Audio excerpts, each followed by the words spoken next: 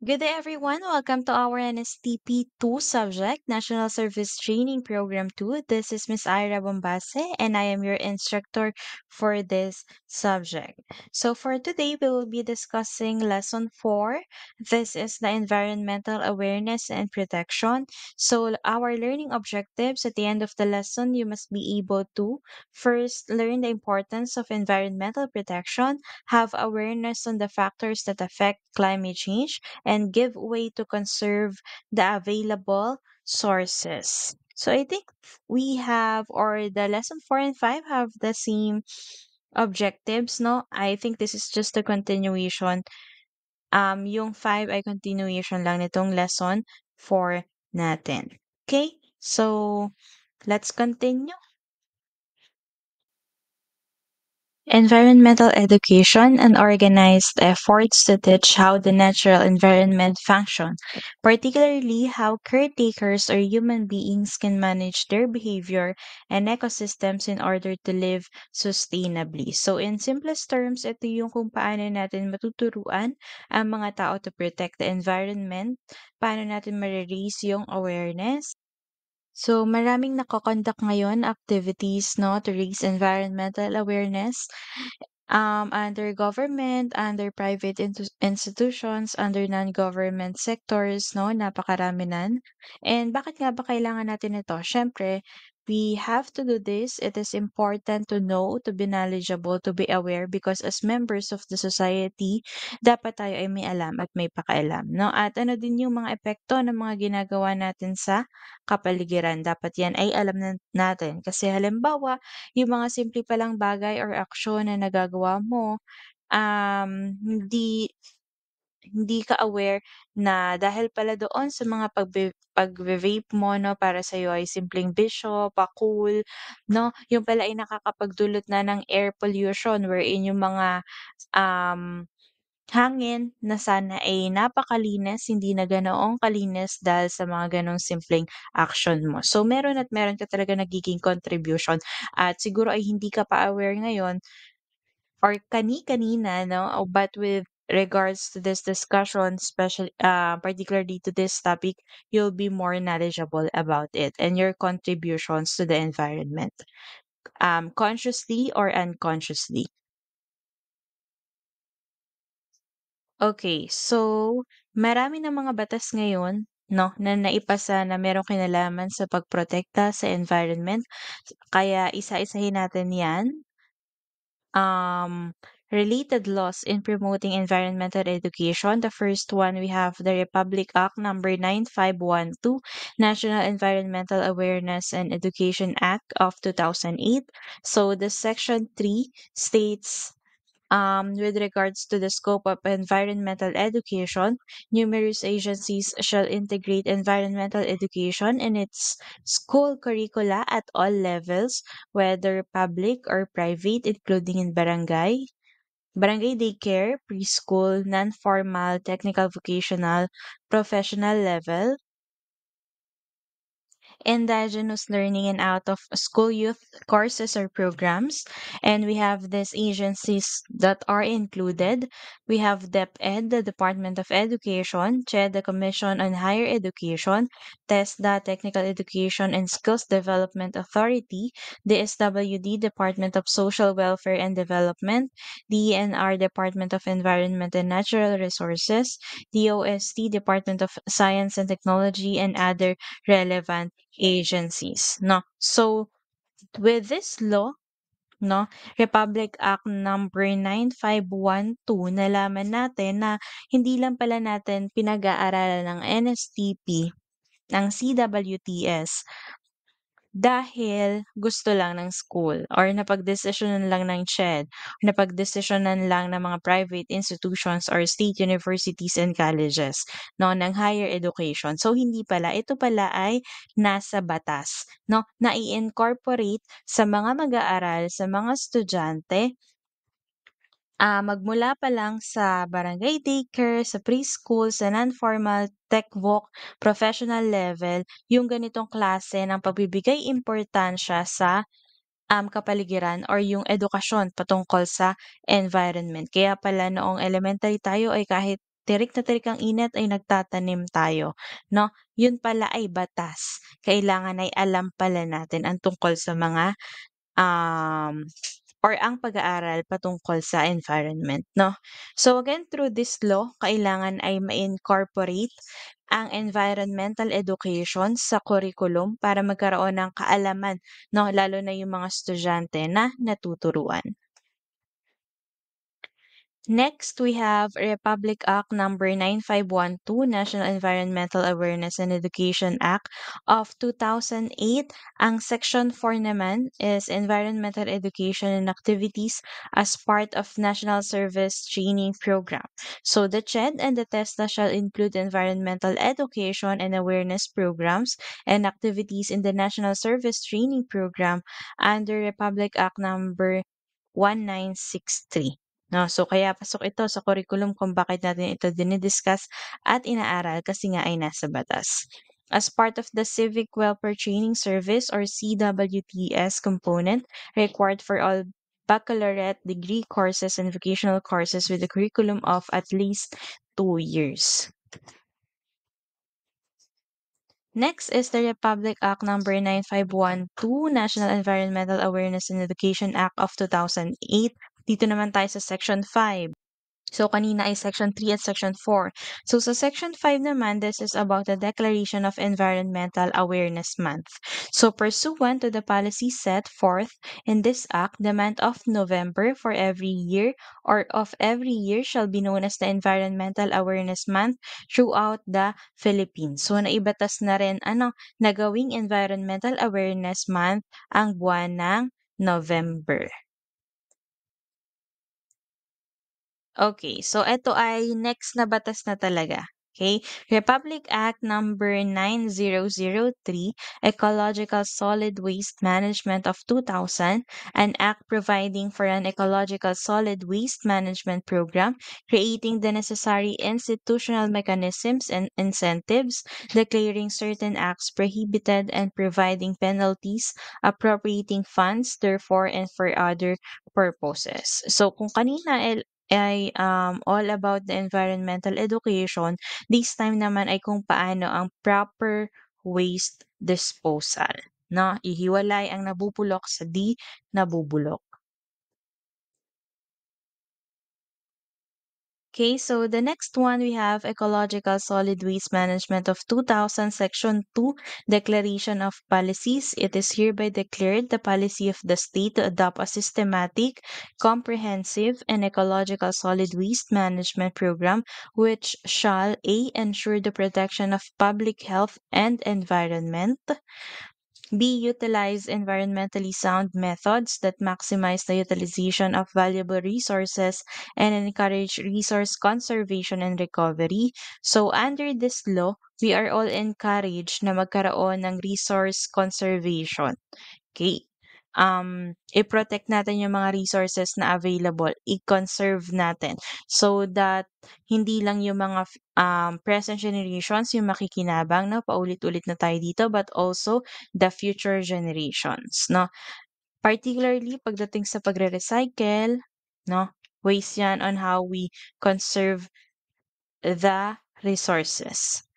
C. Set guidelines and targets for solid waste avoidance and volume reduction through source reduction and waste minimization measures, including composting, recycling, reuse, recovery, green charcoal process, and others before collection, treatment, and disposal in appropriate and environmentally sound solid waste management facilities in accordance with ecologically sustainable development principles.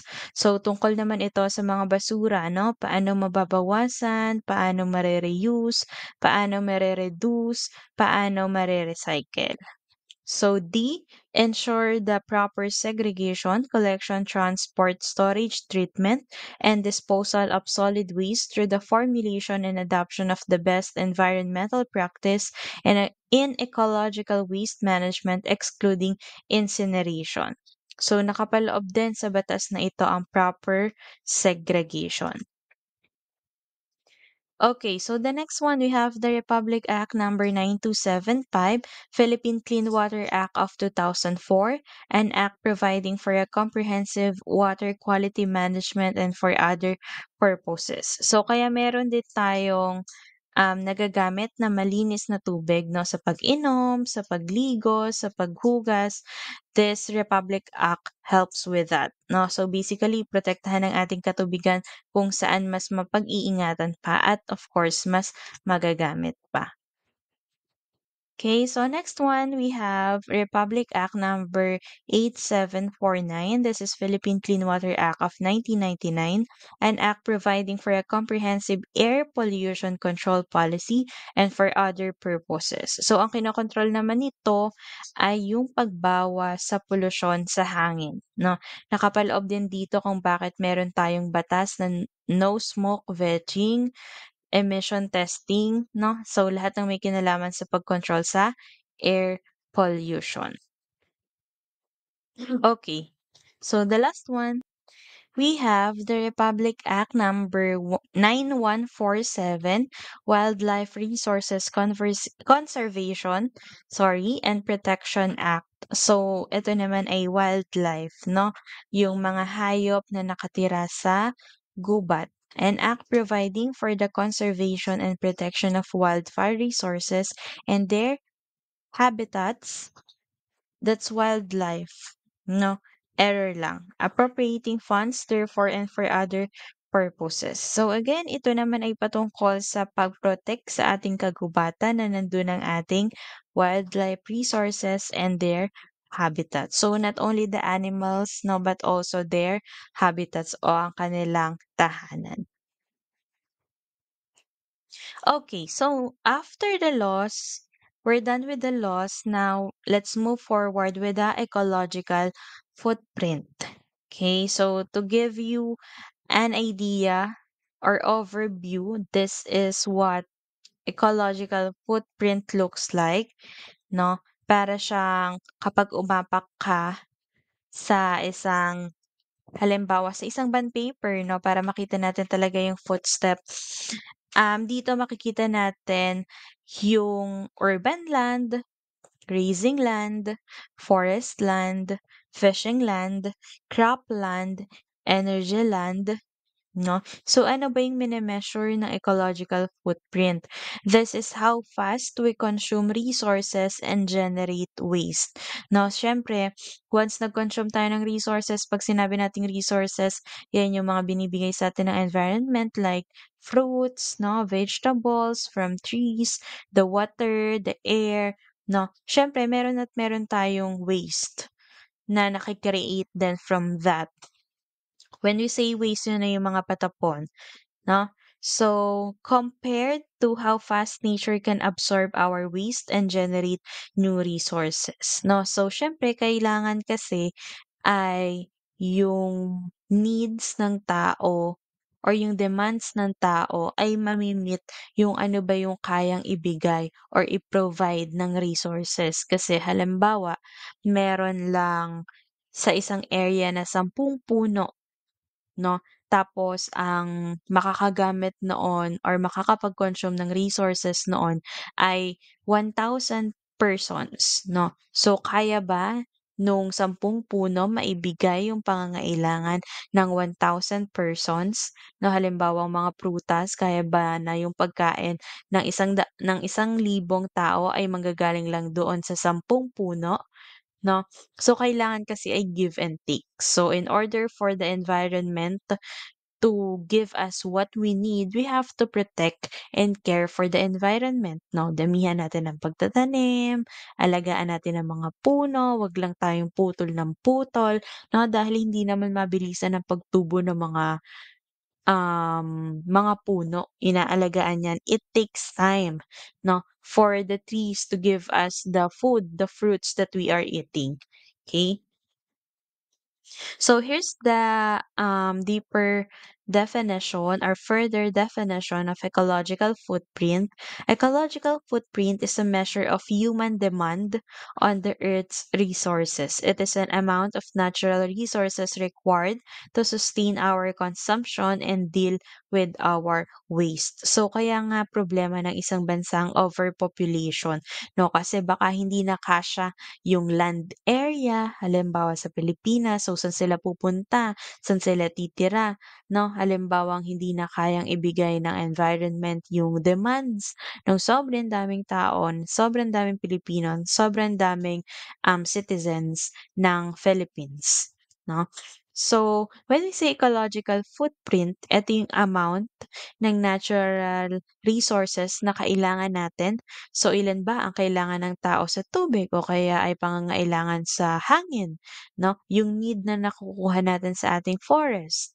Though kailangan natin 'yan and nakukuha natin 'yan as of now, meron din tayong waste as a person na napo-produce. So, kailangan i-maintain din natin 'yon para yung mga resources na kinakailangan natin ay hindi ma-pollute at the same time mas mapapakinabangan pa din natin.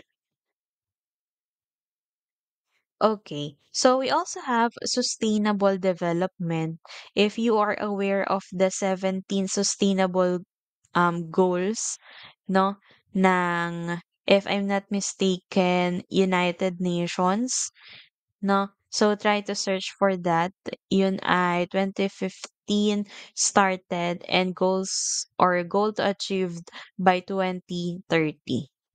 Okay. So when we say sustainable development, development that meets the needs of the present without compromising the ability of future generations to meet their own needs. No, ito yung pag-meet ng mga available resources na mga kinakailangan natin kung saan hindi nako-compromise yung magiging pangangailangan ng mga mabubuhay pa lang, no, ng mga baby pa lang ngayon, ng mga hindi pa na ipapanganak o ng future generation. Okay, so tulad na lang sa hangin. So lahat tayo kailangan natin ng malinis na hangin. So ngayon hindi na naman gano'n kalinis ang hangin sa environment natin 'no, especially sa Metro Manila. Para mas mapanatili pa natin 'yon at 'di na madagdagan pa yung pollution 'no, we have to do projects. Okay, environmental projects. Okay, so we as a person, alam dapat natin kung dapat iwasan 'no, lalo na at alam naman natin na nakaka-pollute 'yan sa hangin tulad ng pagsusunog ng gamit, lalo na ng plastic 'no, kasi nga dagdag 'yan sa air pollution. So, moreover, para maprotektahan din natin ang ating katubigan, iwasan natin ang pagtatapon ng basura kung saan-saan dahil yan ay napupunta din naman sa mga anyong tubig lalo na sa mga ilog, no? Yung mga waste galing sa factories, dapat yun ay nakokontrol din para hindi ganon maging kapolluted yung kapaligiran. Okay, so we have here impacts of environmental change. We have global warming, sea level rise, ocean acidification, health, temperature rise, extreme weather, deforestation, ecosystem strain, loss of biodiversity. So this will be discussed on our lesson 5, no? Mas iisa-isahin natin yan doon. And for our last slide, reduce, reuse, recycle. In order to minimize the impact of waste products on the environment, there are actions that we can take by reducing what we use, reusing products, and recycling waste. No? So the waste hierarchy, magsimula tayo dito sa the most favored until the least favored.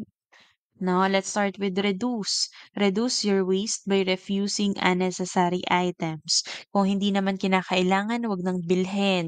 Kung itatambak lang naman, kung magiging waste din naman in the future, no?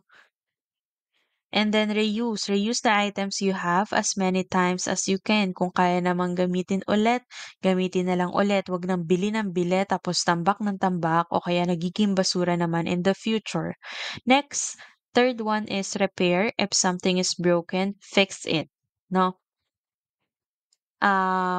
Wag muna bumili ng panibago, no? Gawa ng paraan kung kaya namang ayusin, mas okay dahil mas makakatipid ka at makakatulong ka pa sa environment. The fourth one is recycle. If all else fails, see if you can recycle the item. Baka kasi wala na siyang gamit sa gano'ng particular na purpose, baka naman sa iba puwede pa siyang magamit, 'no. Halimbawa, yung mga gulong nagiging duyan siya, 'no, nagiging entertainment ng mga bata, nakakapag-exercise or nagkakaroon pa sila ng enjoyment doon. Kumpara sa kapag nakatambak lang ang mga gulong, 'no, tapos umulan, siyempre ang mga lamok ay diyan mamamahay, magkakaroon pa ng sakit, maaari pang magkaroon ng dengue yung mga taong malapit doon 'no, kaya nagkakaroon din tayo ng health risks because of that. And na-mention yung impacts ng environmental change at isang bullet dun ay health. Okay.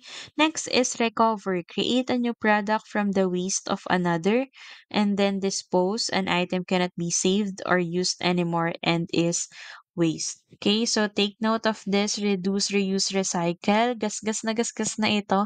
I know you've heard a lot about this when you were in elementary. Up until now, we are still talking about this. Meaning, ito ay pinakang or isa sa napakahalaga. No? Importante. Kaya paulit-ulit na nire-remind, paulit-ulit na nakikita at paulit-ulit na sinasabi. Okay? Again, for our lesson 4, this is about environmental education. I hope you learned something. And that's it for our lesson 4. Thank you and goodbye.